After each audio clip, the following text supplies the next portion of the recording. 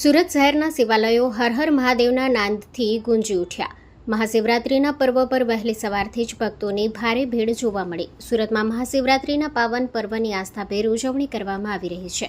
કતારગામ વિસ્તારમાં આવેલ કાંતારેશ્વર મહાદેવ ખાતે વહેલી સવારથી જ શ્રદ્ધાળુઓનું મહેરામણ ઉમટી પડ્યું।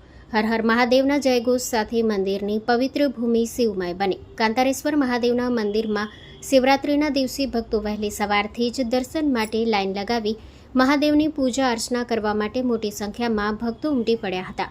દૂધ, બીલીપત્ર, પંચામૃતથી પૂજા અર્ચના કરે છે અને ભાંગની પ્રસાદી લઈને ધન્યતા અનુભવે છે। કાંતારેશ્વર મહાદેવ મંદિર અતિ પૌરાણિક મંદિર છે। આ મંદિરમાં શિવલિંગ સ્વયંભૂ પ્રગટ થયેલું છે।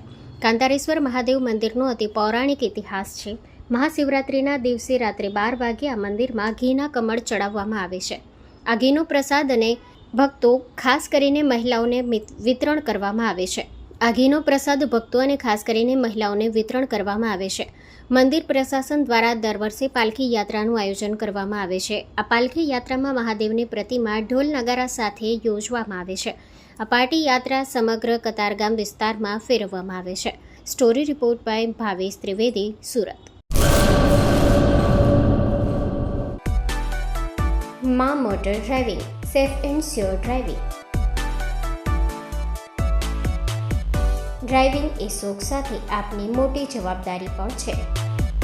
અમારા ઇન્સ્ટ્રક્ટર દ્વારા સચોટ અને સરળ માર્ગદર્શન। આપની રોજની તાલીમની માહિતી મેળવીને શું અધુરાશ છે એના ઉપર પૂરું ફોકસ કરાય છે।